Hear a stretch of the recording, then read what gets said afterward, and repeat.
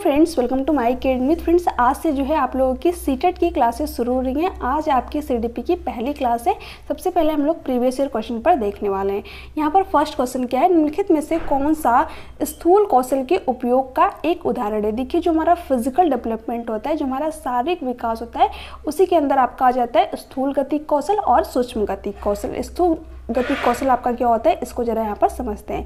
देखिए, gross motor skill यानी कि स्थूल गतिक कौशल क्या होता है, जब हम किसी कार्य को करने के लिए अपनी बड़ी मसल्स का यूज करते हैं। जैसे कि जब हम चलते हैं, दौड़ते हैं, ठीक है, तो वहाँ पर हम क्या करते हैं, अपनी बड़ी मसल्स का यूज करते हैं। आप यहाँ पर देख सकते हैं, ठीक है, ये जो बच्चे दौड़ रहे हैं तो किस मसल्स का यूज कर रहे हैं, अपनी बड़ी मसल्स का यूज कर रहे हैं। यानी किसका एग्जाम्पल हो जाएगा, ग्रॉस मोटर स्किल्स का। ठीक है, इसके अलावा फाइन मोटर स्किल्स क्या होती है, जब हम अपनी फिंगर्स के थ्रू किसी काम को करते हैं, जो हमारी छोटी छोटी मसल्स का यूज करके हम किसी कार्य को करते हैं, तो वहाँ पर आपका क्या होता है, सूक्ष्म गतिक कौशल। ठीक है, यानी कि फाइन मोटर स्किल। फाइन का मतलब ये आपका सूक्ष्म, तो जो हम छोटी छोटी जो हमारी फिंगर्स इनका यूज करके किसी कार्य को कर रहे हैं, तो वो आपका क्या होगा, सूक्ष्म गतिक कौशल होगा। जैसे कि आप यहाँ पर देख सकते हैं, जो बच्चे अपने फिंगर्स का यूज करके कुछ चीज़ें बना रही है। ठीक है, इसके अलावा जब आप पेंटिंग करते हैं, जब आप चीज़ों को लिखते हैं, तो वहाँ पर किस मसल्स का यूज होता है, फाइन मोटर स्किल्स का। इसके अलावा एक क्वेश्चन ये भी बन सकता है आपके एग्जाम में कि जब हम बैडमिंटन खेलते हैं तो वहाँ पर किस मसल्स का यूज होता है। तो देखिए, जब आप बैडमिंटन खेल रहे हैं तो अपनी पूरी की पूरी हाथों की मसल्स का यूज कर रहे हैं। ठीक है,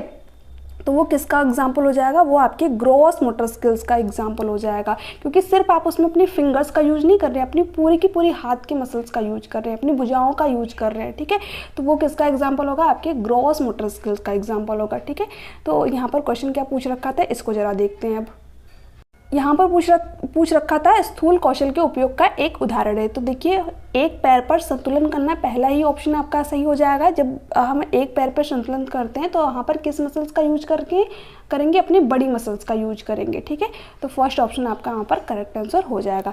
एक मटर को उंगलियों से दबाना। तो देखिए, जब आप मटर को उंगलियों से दबाते हैं, फिर छीलते हैं, तो वहाँ पर किस मसल्स का यूज करते हैं, अपनी फाइन मोटर स्किल्स का यूज करते हैं, क्योंकि ये क्या करेंगे, आप अपनी जो फिंगर्स होती है इनका यूज करके करेंगे। ठीक है, किताब के पन्ने पलटना, तो किताब के जब आप पन्ने पलटते हैं तो उसमें भी किसका यूज करते हैं, हम अपनी फाइन मोटर स्किल्स का यूज करते हैं, क्योंकि अपने फिंगर्स के थ्रू ही हम पन्ने पलटते हैं। ठीक है, पेंसिल पकड़ना, तो इसके बारे में तो मैंने आप लोगों को बताया कि पेंसिल पकड़ना, ड्राइंग बनाना, पेंटिंग करना, ये सब किसके एग्जाम्पल है, फाइन मोटर स्किल्स के एग्जाम्पल है। ठीक है, तो ये तीनों आपके क्या हो जाएंगे, फाइन मोटर स्किल्स के एग्जाम्पल हो जाएंगे, बट फर्स्ट क्या है आपका, ग्रॉस मोटर स्किल्स का एग्जाम्पल है।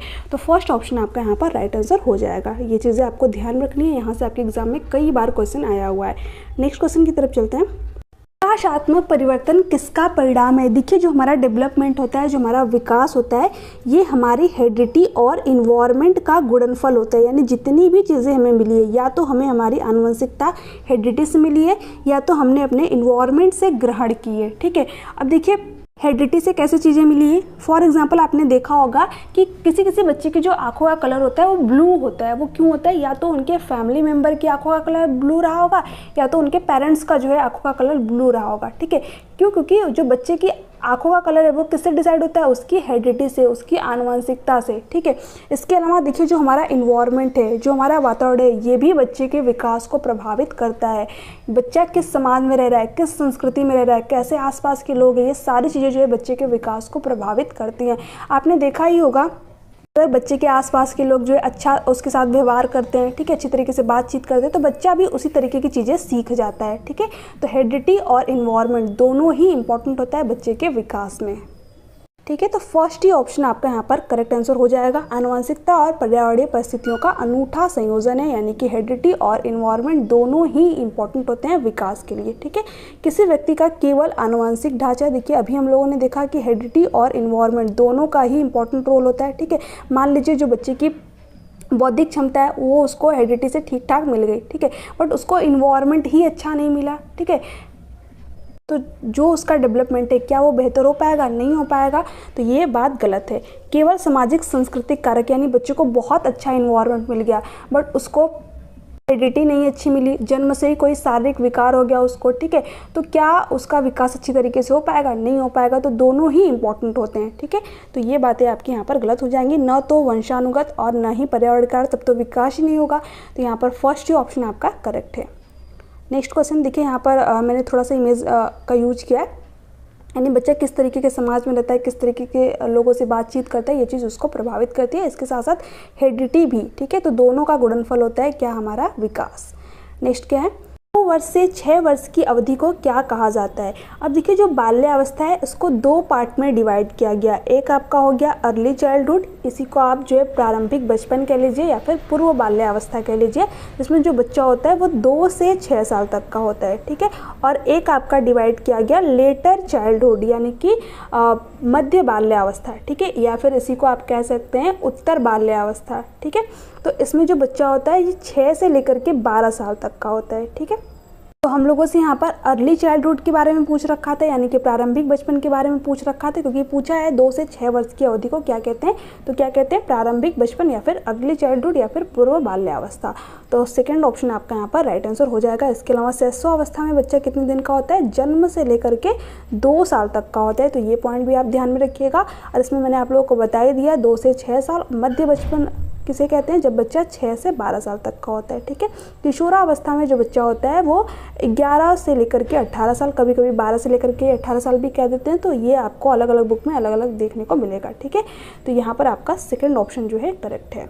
इसके अलावा देखिए आपके एग्जाम में एक ये भी क्वेश्चन पूछा गया था कि किस एज को सिंबॉलिक एज कहा जाता है, यानी कब बच्चा जो है सिंबल्स के थ्रू चीज़ों को सीखता है। A for apple, B for boy, ठीक है।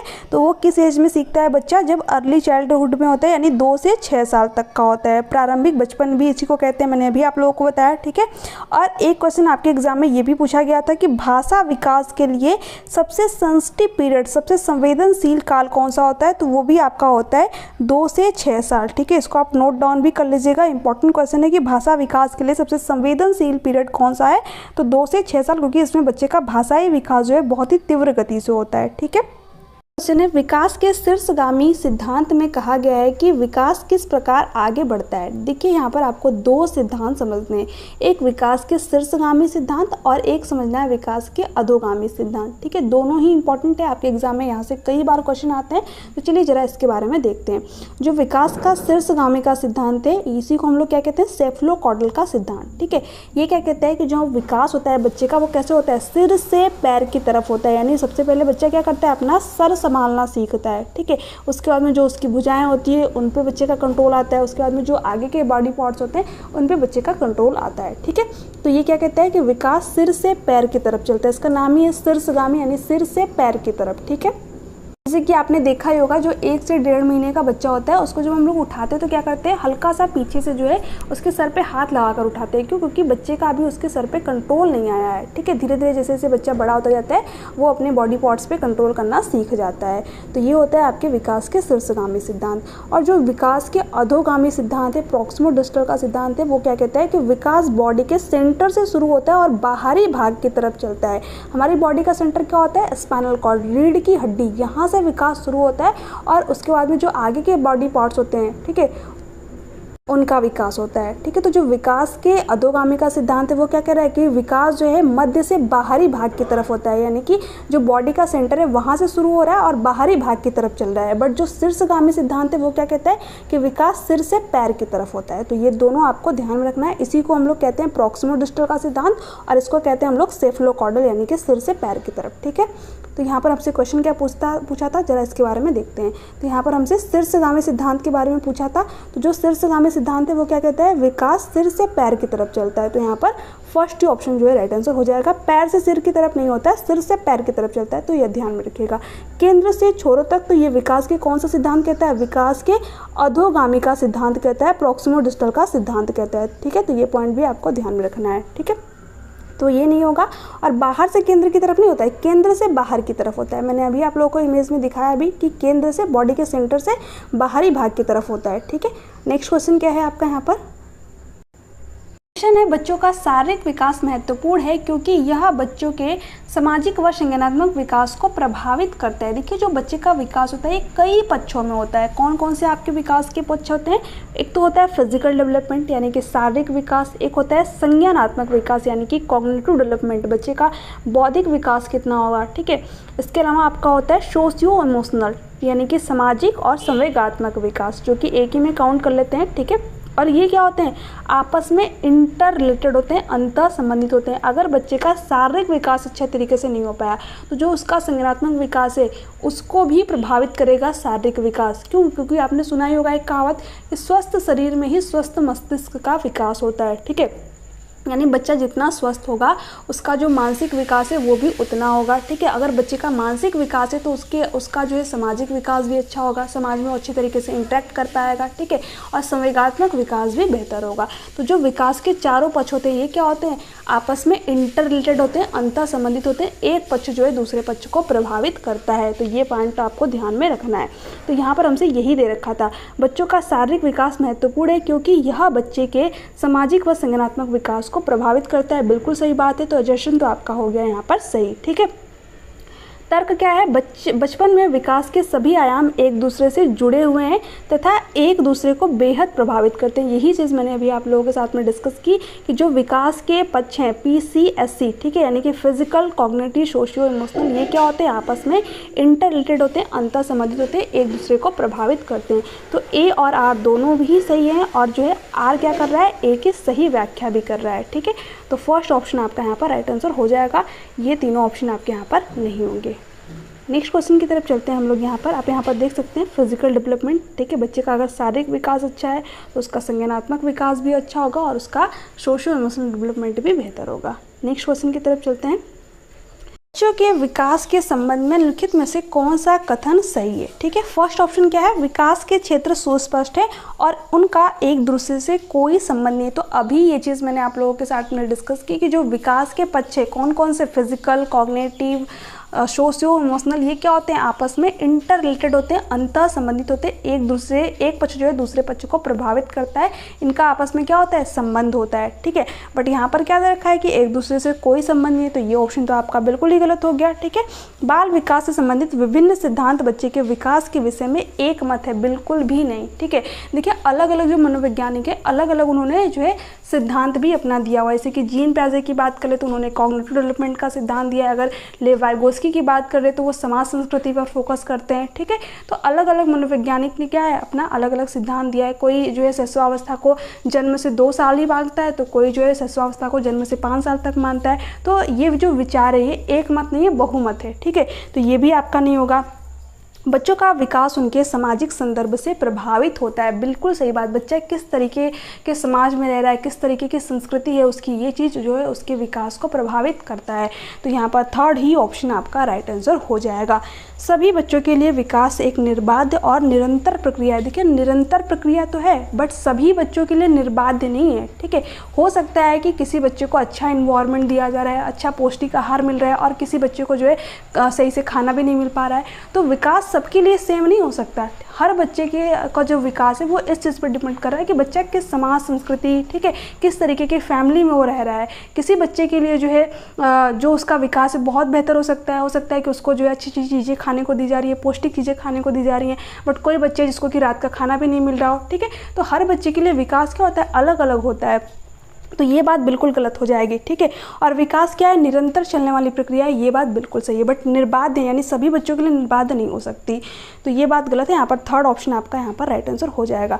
इसके अलावा आपके एग्जाम में एक क्वेश्चन ये भी पूछा गया है कि विकास कब से शुरू होता है। तो देखिए जब हम माँ के गर्भ में होते हैं तब से हमारा विकास शुरू होता है और जब तक हमारी मृत्यु नहीं होती है तब तक निरंतर चलता रहता है। तो विकास क्या है, निरंतर चलने वाली प्रक्रिया है, माँ के गर्भ से शुरू होती है और जब तक हमारी मृत्यु नहीं होती है तब तक जो है चलता रहता है। ठीक है, आगे देखते हैं हम लोग यहाँ पर निम्नलिखित में से कौन सी तीसरी कक्षा के विद्यार्थी के स्तर के अनुकूल सूक्ष्म गति कौशल का उदाहरण है। देखिए यहाँ पर तीसरी कक्षा दे दे, दूसरी कक्षा दे दे, पांचवी दे दे, इससे कोई मतलब नहीं है। ठीक है, सिंपल सा आपको जो है मेन पॉइंट पकड़ना है कि क्या पूछा है, सूक्ष्म गति कौशल पूछा है। मैंने अभी फर्स्ट क्वेश्चन में आप लोगों के साथ में डिस्कस किया था कि ग्रॉस मोटर स्किल्स क्या होती है और फाइन मोटर स्किल्स क्या होती है। ठीक है, तो सूक्ष्म गति कौशल यानी जिसमें बच्चा अपनी छोटी छोटी मसल्स का यूज करके किसी काम को कर रहा है। तो देखते हैं किस में कर रहा है, दोस्तों के साथ दौड़ना। तो दौड़ना मैंने आपको इमेज भी दिखाई थी कि जब बच्चा दौड़ रहा है तो वहाँ पर वो किस चीज़ का यूज कर रहा है, अपनी ग्रॉस मोटर स्किल्स का यूज कर रहा है। बट हमसे क्या पूछा है, फाइन मोटर स्किल्स, सूक्ष्म गति कौशल, तो ये तो आपका होगा नहीं। एक धागे में मोती पिरोना, बिल्कुल सही बात है। जब बच्चा किसी धागे में मोती पिरो रहा है तो वहाँ पर वो कौन सी मसल्स का यूज करेगा, अपने फिंगर्स का यूज करेगा। जैसे कि आप जब सुई में धागा पिरोते हैं तो वहाँ पर आप कौन सी मसल्स का यूज करते हैं, अपनी फाइन मोटर स्किल्स का यूज करते हैं, अपने फिंगर्स का यूज करते हैं। ठीक है, तो यही आपका यहाँ पर राइट आंसर हो जाएगा। यही आप जो है सूक्ष्म गति कौशल का उदाहरण हो जाएगा, तो सेकंड ऑप्शन आपका राइट आंसर हो जाएगा। सीढ़ियाँ चढ़ना, तो इसमें भी किसका यूज करेंगे आप, अपनी ग्रॉस मोटर स्किल्स का यूज करेंगे, बड़ी मसल्स का यूज करेंगे, जो पैरों की मसल्स है इनका यूज हम करेंगे। तो ये क्या हो जाएगा, ग्रॉस मोटर स्किल्स का एग्जाम्पल हो जाएगा। खरगोश की तरफ उदकना, तो इसमें भी किसका यूज होगा, ग्रॉस मोटर स्किल्स का। ठीक है, यानी कि बड़ी मसल्स का यूज होगा। तो यहाँ पर सेकेंड ऑप्शन आपका करेक्ट है। यहाँ पर आप देख भी सकते हैं। ठीक है, ये जो बच्ची है ये किसी धागे में मोतियाँ पिरो रही है, तो ये किसका यूज कर रही है, अपने फिंगर्स का यूज कर रही है। ठीक है, और ये किसका एग्जांपल है, फाइन मोटर स्किल का। तो ये आपको ध्यान में रखना है, कई बार आपके एग्जाम में क्वेश्चन बना है। नेक्स्ट क्वेश्चन की तरफ चलते हैं। शरीर के केंद्रीय भागों से परिधियों या अंगांगों की ओर का विकास दर्शाता है। तो ये क्वेश्चन भी मैंने आप लोगों के साथ में आज ही डिस्कस किया है कि जब बॉडी के सेंटर से हमारा विकास शुरू हो रहा है और बाहरी भाग की तरफ जा रहा है, तो वो विकास के कौन सा सिद्धांत है, विकास के अधोगामी का सिद्धांत है। ठीक है, तो विकेंद्रीकृत विकास के सिद्धांतों का ये नहीं होगा आपका, मध्य बाह्य विकास के सिद्धांतों का, यानी कि मध्य से शुरू हो रहा है और बाहरी भाग की तरफ चल रहा है। ठीक है, मैंने आप लोगों को इमेज भी दिखाई थी, तो यहाँ पर सेकेंड ही ऑप्शन आपका राइट आंसर हो जाएगा। सोपानीय विकास के सिद्धांतों का तो ये तो हम लोगों ने पढ़ा ही नहीं। ठीक है, हम लोगों ने तो यही पढ़ा है कि जो विकास होता है वो कैसे होता है, सिर से पैर की तरफ होता है, या तो बॉडी के सेंटर से शुरू हो रहा है, बाहरी भाग की तरफ हो रहा है। ठीक है, यही दो सिद्धांत अभी हम लोगों ने पढ़ा है। तो यहाँ पर आपका सेकेंड ऑप्शन करेक्ट होगा। विकरणीय विकास के सिद्धांतों का ये आपका नहीं होगा, यहाँ पर सेकेंड ऑप्शन करेक्ट है। आगे देखते हैं। नेक्स्ट है, निम्नलिखित में से कौन सा विकास का सिद्धांत नहीं है। विकास की सटीक गति एवं प्रकृति जन्म के समय ही निर्धारित हो जाती है। देखिए, यही बात यहाँ पर गलत हो जाएगी, यही विकास का सिद्धांत नहीं है। देखिए, जो विकास होता है इसका हम कुछ हद तक तो प्रिडिक्ट कर सकते हैं, कुछ हद तक तो पूर्वानुमान लगा सकते हैं, बट सटीक रूप से नहीं बता सकते कि किस बच्चे का विकास कितना होगा। तो यही बात गलत है और यही आपका यहाँ पर राइट आंसर हो जाएगा। जन्म के समय ही निर्धारित हो जाती है। देखिए, ये बात कहना बिल्कुल गलत हो जाएगा। ये डिपेंड करता है कि बच्चे को किस तरीके की हेरिडिटी मिली, किस तरीके का इन्वायरमेंट मिला। ठीक है, तो ये जो है इस चीज़ पर डिपेंड करता है कि बच्चे को आनुवंशिकता और इन्वायरमेंट कितना अच्छा मिला, उसके अकॉर्डिंग ही बच्चे का विकास जो है होता है। तो यहाँ पर फर्स्ट ही ऑप्शन गलत है और गलत ही हमसे पूछ रखा है, तो फर्स्ट ऑप्शन करेक्ट है। व्यक्ति अलग अलग गति से विकास करते हैं, बिल्कुल सही बात। जैसे कि आपने अगर अपने आसपास में जो बच्चे होते हैं उनको देखा होगा, तो कोई कोई बच्चा क्या करता है, 1 साल के अंदर ही चलना सीख जाता है, और कोई कोई बच्चा जो है 2 साल में चलना सीखता है। तो हर बच्चे में जो विकास की दर है, जो रेट है, वो क्या होती है, अलग अलग होती है। कोई बच्चा 1 साल में बोलना सीख जाता है, तो कोई बच्चा जो है 1.5 साल में बोलना सीखता है। तो हर बच्चे में जो विकास की दर है वो क्या होती है, अलग अलग होती है, पर्सन टू पर्सन वैरी करती है। विकास तुलनात्मक रूप से क्रमिक होता है, ये भी बात बिल्कुल सही है। जैसे कि हर बच्चा जो है पहले शैशवावस्था में आएगा, ठीक है, फिर बाल्यावस्था में आएगा, फिर किशोरावस्था में आएगा, फिर वयस्कतावस्था में आएगा। यानी हर बच्चा इन स्टेज से होकर के तो गुजरेगा ही, बट जो एज है वो हर बच्चे के लिए अलग अलग हो सकती है, बट हर एक बच्चा जो है इन स्टेज से होकर गुजरेगा ही। पहले शैशवावस्था में ही आएगा, फिर बाल्यावस्था में, फिर किशोरावस्था में, फिर वयस्कतावस्था में। यानी जो विकास क्या होता है, क्रमिक प्रक्रिया है, एक क्रम से चलती है। ठीक है, तो ये भी आपको ध्यान में रखना है। विकास समय के साथ धीरे धीरे घटित होता है, ये भी बात जो है बिल्कुल सही है। जैसे कि एक छोटा बच्चा है तो ऐसा तो है नहीं कि वो तुरंत ही दौड़ना सीख जाएगा। ठीक है, जैसे जैसे वो धीरे धीरे बड़ा होता है तो पहले बच्चा बैठना सीखता है, फिर चलना सीखता है, उसके बाद दौड़ना सीखता है। यानी समय के साथ जो है धीरे धीरे विकास क्या होता है, अनफोल्ड होता है, घटित होता है। तो फोर्थ ऑप्शन भी सही है, बट हमसे यहाँ पर गलत पूछ रखा था, तो फर्स्ट ऑप्शन आपका यहाँ पर गलत था और यही आपका यहाँ पर राइट आंसर था। नेक्स्ट क्वेश्चन की तरफ चलते हैं। विकास का शीर्षगामी सिद्धांत प्रतिपादित करता है कि यहाँ पर तो ये क्वेश्चन आप लोगों को मैंने बता ही दिया है कि विकास का शीर्षगामी सिद्धांत क्या कहता है कि विकास सिर से पैर की तरफ चलता है। मैंने इमेज भी आप लोगों को दिखाई थी, तो यहाँ पर कौन सा ऑप्शन सही हो जाएगा, सेकंड ऑप्शन, क्योंकि विकास सिर से पैर की तरफ चलता है। ठीक है, तो सेकंड ऑप्शन करेक्ट है। आगे है विकास अव्यवस्थित होता है। देखिए, ये कहना बिल्कुल गलत हो जाएगा। विकास क्या है, एक सीक्वेंस में चलने वाली प्रक्रिया है, एक ऑर्डर में चलने वाली प्रक्रिया है, यानी एक व्यवस्थित प्रक्रिया है। तो ये बात गलत हो जाएगी, पूरी तरह से अप्रत्याशित है। देखिए, विकास का कुछ हद तक जो है पूर्वानुमान लगा सकते हैं, कुछ हद तक जो है हम प्रिडिक्ट कर सकते हैं। ठीक है, कि मान लीजिए कोई बच्चा पढ़ने में बहुत अच्छा है या फिर कोई खेल खेलने में बहुत अच्छा है, तो हम क्या कह देते हैं कि ये बच्चा आगे चलकर भी इस फील्ड में बेहतर करेगा। ठीक है, यानी हम कुछ हद तक क्या करते हैं, उसका पूर्वानुमान लगा देते हैं, बट बेहतर ही करेगा ये कहना गलत हो जाएगा, ठीक है। यानी कि पूरी तरीके से हम नहीं बता सकते, बट हम कुछ हद तक जो है प्रेडिक्ट कर सकते हैं, कुछ हद तक पूर्वानुमान लगा सकते हैं, तो ये बात भी गलत हो जाएगा। एक आयामी है, देखिए जो विकास होता है ये कई पक्षों में होता है, जैसे कि हमारा फिजिकल डेवलपमेंट होता है, हमारा संज्ञानात्मक विकास होता है, कॉग्निटिव डेवलपमेंट होता है और हमारा सोशियो इमोशनल डेवलपमेंट होता है। तो विकास क्या होता है, बहुआयामी प्रक्रिया, ये पॉइंट जो है नोट डाउन कर लीजिएगा। विकास क्या है, बहुआयामी प्रक्रिया है। तो ये भी नहीं होगा क्योंकि यहाँ पर दे रखा है एक आयामी है, तो तीनों तो आपके हो गए यहाँ पर गलत। यहाँ पर एक ही बच्चा है गतिशील है। विकास क्या होता है, डायनामिक होता है, गतिशील होता है, परिवर्तनशील होता है, ठीक है। इसमें समय के साथ धीरे धीरे चेंजेस होते रहते हैं, तो फोर्थ ऑप्शन आपका करेक्ट है। नेक्स्ट है, विकास का कौन सा पहलू समाज के कौशल, मूल्य व रवैया के अधिग्रहण व अंतः व्यक्तिक रिश्ते बनाने से संबंधित है। देखिए मैंने आप लोगों को विकास के 4 पक्ष बताए थे, फिजिकल डेवलपमेंट यानी कि शारीरिक विकास, कॉग्निटिव डेवलपमेंट यानी कि संज्ञानात्मक विकास, और एक बताया था मैंने सामाजिक विकास यानी कि सोशल डेवलपमेंट, और इमोशनल डेवलपमेंट संवेगात्मक विकास, ठीक है। तो देखिए जब बच्चा समाज से चीज़ों को सीख रहा है, ठीक है, समाज के कौशल, समाज में रहने के तरीके, मूल्य, तो वहाँ पर बच्चे का क्या हो रहा है, सामाजिक विकास हो रहा है, ठीक है, यानी कि सोशल डेवलपमेंट हो रहा है। तो यहाँ पर सेकंड ऑप्शन आपका राइट आंसर हो जाएगा। आप यहाँ पर देख सकते हैं, ठीक है, बच्चा किस तरीके से यहाँ पर ये ग्रुप वर्क कर रहा है बच्चा, तो कहीं ना कहीं समाज से ही सीख रहा है चीज़ों को, ठीक है। तो ये यहाँ पर बच्चे का कौन सा डेवलपमेंट हो रहा है, सामाजिक विकास हो रहा है, ठीक है। आगे देखते हैं। इसके अलावा यहाँ पर दे रखा है संज्ञानात्मक विकास। देखिए जब भी संज्ञानात्मक विकास की बात हो, इसका संबंध किससे होता है, हमारे बौद्धिक विकास से। जैसे कि हम तर्क करते हैं, कल्पना करते हैं, प्रॉब्लम सॉल्व करते हैं, तो कहाँ से करते हैं, अपने मस्तिष्क से ही करते हैं, अपने दिमाग से ही करते हैं, ठीक है। तो जब भी इन चीज़ों की बात हो तो वो आपका क्या होगा, संज्ञानात्मक विकास के अंतर्गत आ जाएगा। इसके अलावा संवेगात्मक विकास क्या होगा, देखिए जिस बच्चे का संवेगात्मक विकास यानी कि इमोशनल डेवलपमेंट बेहतर होगा, उसको ये पता होगा कहाँ पर किस तरीके का इमोशन जो है यूज करना है। जैसे कि कहीं पर हंसना होता है तो कहीं पर रोना होता है, इस तरीके की चीज़ें, कहीं पर क्रोध वाले इमोशन, तो जो है ये सभी बच्चों को नहीं पता होता है, ठीक है। तो जिस बच्चे का जो है इमोशन, कोई बच्चा क्या करता है, बहुत जल्दी गुस्सा करता है, ठीक है, कभी भी गुस्सा हो जाएगा। तो जिस बच्चे का इमोशनल डेवलपमेंट बेहतर होगा, उसको ये सारी चीज़ें पता होंगी कहाँ पर किस तरीके से जो है बिहेवियर प्रदर्शित करना है। इसके अलावा फिजिकल डेवलपमेंट यानी बच्चे का शारीरिक विकास, बच्चे को पौष्टिक आहार मिल रहा है या फिर नहीं मिल रहा है, ठीक है, उसका फिजिकल डेवलपमेंट कितने अच्छी तरीके से हो पाया। शारीरिक विकास इसी से संबंधित मैंने आप लोगों को बताया, ग्रॉस मोटर स्किल और फाइन मोटर स्किल, ठीक है। तो ये सारी चीज़ें थी जो कि आज की इस वीडियो में हम लोगों ने कवर की। ये देखिए सिर्फ आपके 12 क्वेश्चन नहीं थे, इससे रिलेटेड जितनी भी इंपॉर्टेंट पॉइंट थे मैंने आप लोगों के साथ में डिस्कस किया। यहाँ से आपके एग्जाम में कई सारे क्वेश्चन बने हुए हैं। सिर्फ कुल नंबर ऑफ क्वेश्चन पर फोकस मत कीजिए, चीज़ों को समझने पे फोकस कीजिए, तभी आपके एग्जाम में अच्छा स्कोर हो पाएगा, ठीक है।